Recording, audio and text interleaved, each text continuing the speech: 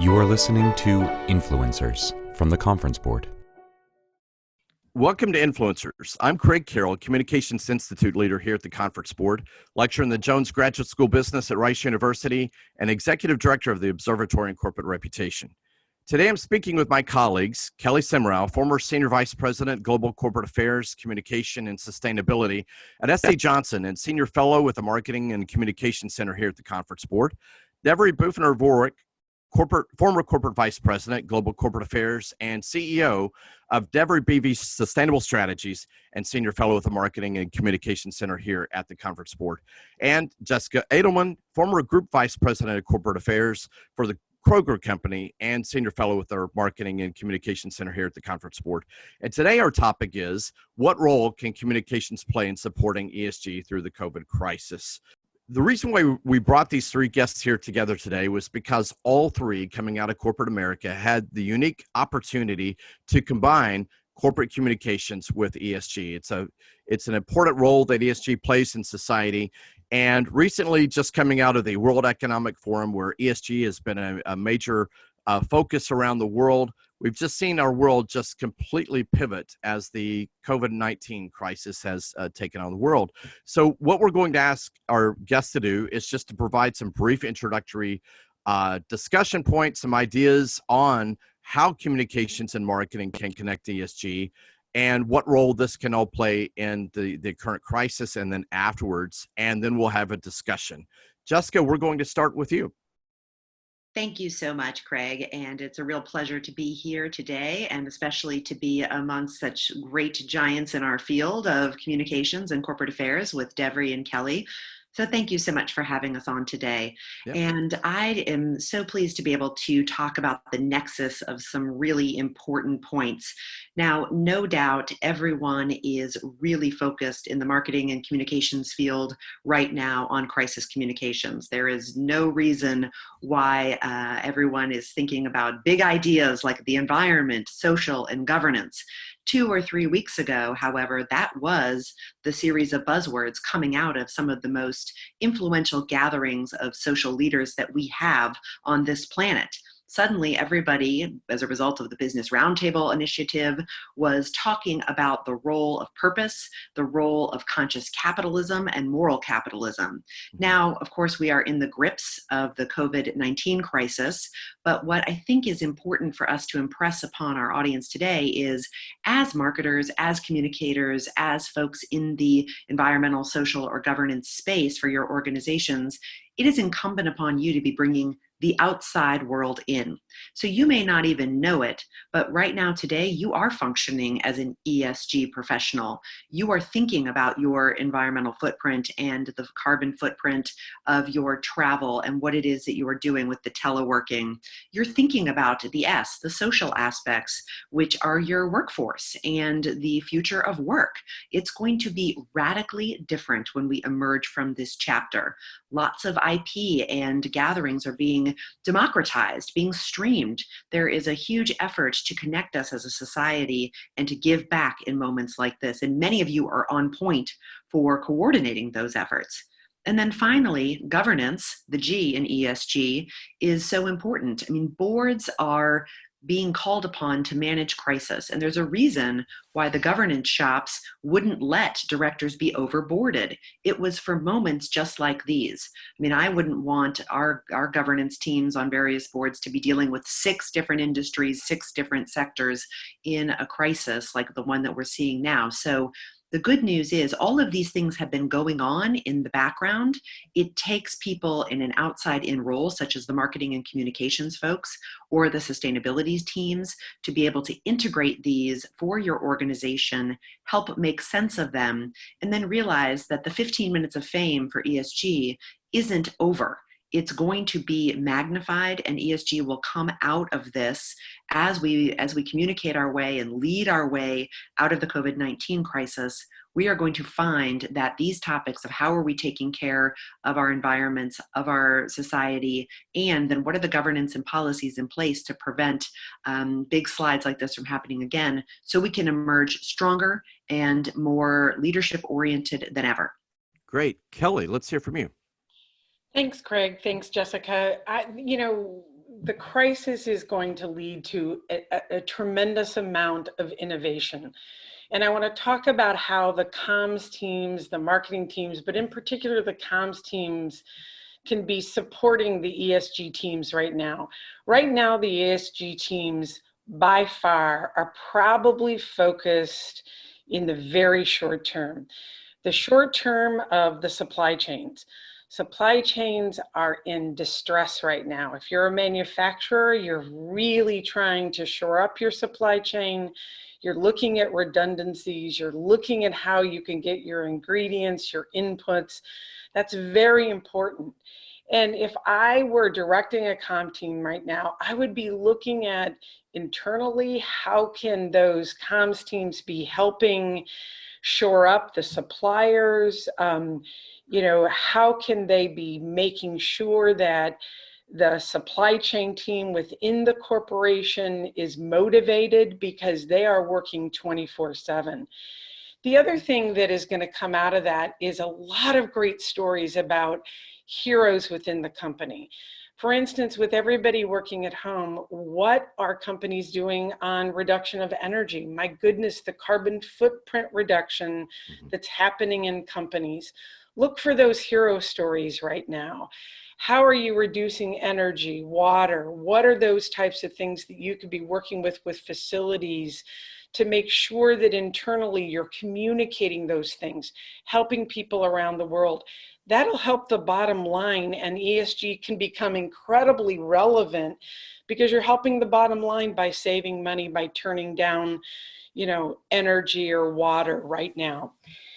Also, right now is a time when you can be looking at governance. I don't think right now people will be looking at governance because you're trying to keep the train on the rails. People are going to be looking at this quarter and the next quarter to just make sure that they're taking every cost out and keep the business running. But governance, I would be in the comm shop. What are those policies that we needed during this time? What policies need to be changed during this time? What could you be doing to help the ESG teams? I would be talking to those teams. I'd be jotting those things down. And then the fourth thing I want to bring up, very importantly, this is where the comms teams can shine. Working with the ESG teams socially, what are you and your brands doing? This is purpose. This is what can you do? And we're seeing incredible stories about companies doing amazing things, turning their factories into making hand sanitizers, delivering meals, doing incredible things, donations, you name it. Social purpose right now without overselling is key to your long-term business. Yeah. Devry, let's hear from you. Well, I really appreciate what Jessica and Kelly have contributed to the conversation, because while we're in the middle of COVID-19, and to Jessica's point, prior to that, 3 weeks ago, all of the, the front page stories around business were on, purpose over profit, and about some of the asset managers and how they're looking at, lending to companies and the expectations that they've been setting on companies as it relates to ESG. And so when we're thinking about this in the middle of the crisis, if we back up and think about what ESG really does, is it puts together an integrated approach to this, to the expectations that stakeholders have of businesses. And really well-run ESG programs indicate that companies are integrated and functioning quite well. So those companies today that are further along on their journey on ESG and that have integrated approaches, as Kelly was mentioning, are probably faring quite well in this crisis. And if you think about it, some of the communications teams that have already experienced this integration with the ESG teams and the business strategy and the business leaders, they're probably putting into play those relationships as it relates to this crisis. So what I want to contribute at this moment to the conversation is to back up to Kelly's point and think about the different the different roles that each person is playing in the organization. From a, for your members, Craig, that are listening, some of them have communications solely. Some have communications and marketing. Others may have more expansive roles like Jessica and Kelly and I had, where you have communications and marketing, you have the partnerships at play, and some of the government relations. But really, really well-run ESG strategies within companies acknowledge that you've got chief innovation, chief marketing, chief communications, chief sustainability, lots of chiefs. Mm-hmm. So really well-run organizations will step back and say, let's bring this all together in a united way. What I've seen done really well and what could be deployed even in a crisis is to put together some hubs. Now, to Kelly's point, it's important to be documenting what's happening, but all of you as communications professionals are getting expectations from your stakeholders. You're getting expectations from where you're operating in communities. You're getting expectations from government. You can deploy these integrated ESG strategies at the moment by being the great integrator. So I think what's important to note is that while we all want to future what's the ideal way to put ESG strategies, and I think we should talk about that, to put those together, you're exhibiting it now. You're exhibiting it now, and you have the ability to demonstrate that as a communications and marketing professional, you're bringing the outside in. That's your responsibility. You're also bringing the inside in. What are your employees expecting of you during this time? So it's while we may think ESG has been on the side, it's actually central to the business strategy today. I think that's a great point, right? That we don't necessarily need to divide them as we're so focused on the COVID-19 crisis right now, right? This is really a moment of proof points and the moments of truth, right? This is actually the moment to demonstrate how you're living out your purpose and how you are fulfilling your ESG objectives. So one question for all three of you here, since all of you have had this unique vantage point of running an integrated function of having ESG and communications, what advice do you have for some of our members where they play two separate roles, where ESG is one function, there's a chief of ESG, there's a chief of communications? How, given that in some companies, they may be a little bit siloed, what can communications do to ensure that there's a good discussion and a good point of reaching across the aisle? I'll jump in.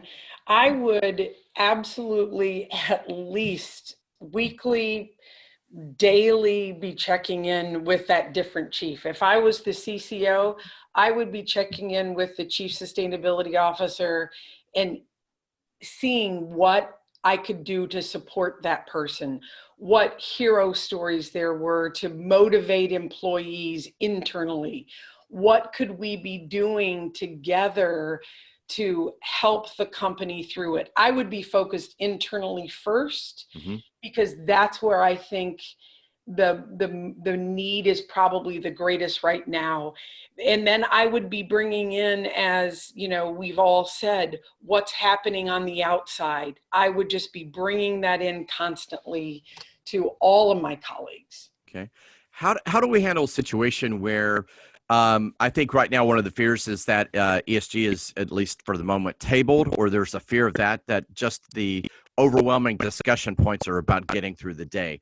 What can we do to ensure that we're truly viewing this as a moment of truth where we're actually living the ESG and purpose? What can we do in terms of the COVID crisis now to make sure that we're keeping ESG alive in our day-to-day? So I'll jump in there, Craig. This is Jessica. And I think there are a lot of intrinsic and extrinsic motivators that are already in place. If you are a publicly traded company, you have seen the emphasis on ESG coming through your organization. I mean, 3 years ago or 4 years ago, my role would not have been on the off-season engagement team with the big institutional investors or the asset managers. That was just not, it was for the CFO or the general counsel or the CEO or a lead director. All of a sudden, I found myself in the middle of 10 to 12 different off-season engagement discussions with the big institutional investors, the Vanguards, the State Streets, the BlackRocks. They all had questions that were, in the beginning, 5 minutes of the time, but toward the end, 50 to 60% of the time would be devoted to ESG topics, because that is what has really gotten our markets and our free market capitalism in trouble over the years. Sometimes it's the risks that they couldn't see below the surface. A lot of the business results are very obvious. You can see quarter on quarter how a company is performing. The ESG things were where suddenly value got destroyed overnight. And that is where the big investors started pulling through. So your boards and different organizations should have been already pivoting toward this. Now, meanwhile, we're also having the discussion on purpose. And I love the points that you all have made about making sure your organization has a purpose, has a strategy, has a vision. I mean, if those things aren't taking place right now in your organization, whether you're in marketing, communication, or the ESG function, you're probably really struggling right now, and your business isn't functioning irrespective of COVID-19. So any of the ESG work has got to be in sync with the strategy, vision, values, and purpose of your organization. Otherwise, it is just one more thing. It is a cause of the week or a flavor of the month, and the business will not get anchored or tethered to it. So taking that energy and making sure it's authentic to your brand, it is genuine to the legacy assets you might have, whether you've been involved with a nonprofit and really had a marquee relationship with an NGO, those are all things to take a step back, do an assessment, then figure out what your strategy is for ESG that aligns to your purpose, vision, values, and strategy, and then think about how to organize yourselves. I mean, we're not going to do a big reorg in the middle of COVID-19 anyway, probably, but coming out of this, you can take some of these things and get streamlined and even tighter to be able to take advantage of letting the crisis go. So I want to unpack purpose here for a second, because there was so much discussion about purpose, just like ESG coming into the past 2 weeks. And I wouldn't say that it's been forgotten, but I would say we have several examples of where it's being confused. And I think it might be worth unpacking what the difference is between corporate purpose and social purpose, right? That there's a purpose for why you're doing as a company, and then maybe what role that you're playing in society. Are they two separate? Are they the same? Do they need to be explicit? But how do you handle the situation where there's a toggling between these two types of purposes, or maybe they're not really aligned? I'll take that. I think, as Jessica said, Devry, any functioning, this is Devry, I'm sorry, any functioning company, if they haven't focused on purpose and their broader offering to society in at least the last 10 years, then call on us. We're all experts. We can help them with this, right? Because they've had their head buried in the sand. Because the roles of communications officers, or those that are kind of on the front line with stakeholders, have been over the last many years to bring the expectations of societal value and environmental issues, et cetera, into the company. And so essentially there is I think there's a great coming. I don't, some companies may say, gee, we're, let us operate over here and we've got our purpose, and let you keep your corporate responsibility and all that on the side. Mm-hmm. That's a mistake. Where companies will, where we've seen it, and there are lots of good examples, and Jessica and Kelly have been, part of those, is where basically the company and the leadership are together mapping their stakeholder risk. And this is kind of a new concept to think about. How do we go through and start mapping what our customers, at the same time that, civil society has certain expectations, governments have expectations. They put all of those risks in one place and space and begin to find how their common purpose is able to address these different risks, and not discounting. I think where the purpose alignment with the company and the society starts to come together is to not discount that a company owns a certain portion of the stakeholder risk. So how does a company find its place in space in the climate change debate, where, the moment the company begins to own that it has a specific contribution to clean air, clean water, maybe leaders may think, well, gee, that's not mine, I'm operating over here.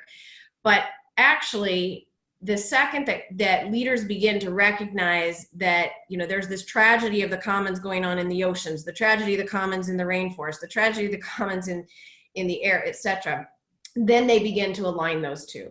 Where the opportunity comes in, and I think for your colleagues that are listening on the phone, is to begin to introduce that purpose into the business strategy. And this is something I really found important, which is for communications and marketing professionals, it's really important to have a very strong and deep relationship with the head of the business strategy units within the companies, because those are the folks that are aligning all the businesses, all the leadership, and the board around the game board for the company, the going forward strategy. And so being able to align with the leaders of business strategy and making sure in a methodical way that the stakeholder risk is being accounted for will allow company purpose and societal purpose to merge in a way that creates business opportunities and serve societal needs. Well, let me ask you about this for companies that have not been gone this road yet. Do you think this is an opportunity to pick up the mantle and maybe start with ESG? Are there any examples of companies that are leading their entire COVID-19 response through the lens of ESG? Do you know of any example? I mean, I haven't heard anything out there, any discussions on that at all, right? Yeah, I think that, Craig, I think that is a great question. I've not seen any company yet lead their company through that lens. Now, I think when we begin to look back, I noticed a couple of stories recently. There was an Italian biotech manufacturer that there was a valve that in Italy they needed to connect oxygen to, and a biotech company came in and they 3D printed it. And they could 3D print them very quickly. Now, those are the kinds of innovations, the kinds of, things that I think we're going to see companies understand where societal needs, crisis, regulations get out of the way, because I imagine those weren't up to medical grade 3D printing, but those are the types of things that I think we're going to see come out of this. Okay. So for instance, I did see where the masks that are made for industrial use, there was the regulation passed that they couldn't be sued if they were used in medical types of usage. Those are the types of things that in these crises, and those are the governance things that I think companies are going to come back and take a look at. How could we make those masks? How could we do those things in crisis that we could pull forward? What are those types of things that we could do and pull forward in a crisis? That's what I meant by innovation. Okay, so I want to hit on the governance thing, and then we'll just have time for our closing comments here. One issue that comes up for me, and I've heard bubble up with a few companies on the ESG question of governance, is how are you explaining your policies, right? How are you explaining your policies about how you're treating employees, how you're making decisions? And is that an example of where governance could fit in ESG connected to the COVID crisis? Craig, I have heard from so many people that is the number one thing that companies have struggled with. Yeah. That is spot on in governance. Yeah. Those are the types of things that don't get looked at very often. And in governance, that is exactly what has to be looked at very often. Yeah. And even in the safety and the cleaning and the who is essential, who is non-essential. Right. In factory settings and manufacturing settings, that's why the big three shut down, because the unions went in and said they shouldn't be working, and so on and so forth. It's a fascinating time. And I think when we come out on the other side, and we will come out on the other side, governance, the policies, corporate policies, we need a lot of thinking about corporate policies, and we need to learn from this. Oh, that's great. So Devry and Jessica, do you have any closing thoughts here?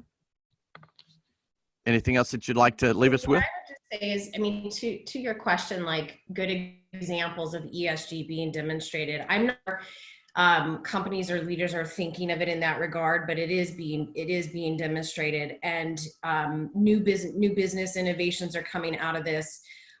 New opportunities to do things more efficiently that also do reduce greenhouse gases, et cetera. And so I think as opposed to us as communicators and marketers thinking about these kind of being off the side and having to convince business leaders within our companies, I actually think they're living into ESG in a way that it's just not being talked about. And so what I would encourage communications professionals and marketing professionals to do is to no longer feel like you have to ask on the side, gee, what, can we put this sustainability strategy together? It's more, hey, let's look at the business strategy and look at these different factors that have come into play, especially during COVID-19, and where are we seeing new business opportunities? And maybe business, quote unquote, business leaders don't think of communicators as business leaders, but the truth is we're bringing business solutions to the table. We are business leaders within the company. Otherwise we wouldn't be there. Right. So I think what you're going to see is an acceleration toward ESG, primarily because this is forcing new business processes and ideas to come to the table that are more efficient and more sustainable. Very good. Jessica. So I would just leave our listeners with the following thoughts, which is, yes, first of all, this too shall pass. I think I've heard that a lot. And if there was ever a moment for people who are hardened with nerves of steel, like communicators or marketers, this is our time to shine. I mean, we deal with crisis for a living, and in fact, are uniquely positioned to help lead through crises like this.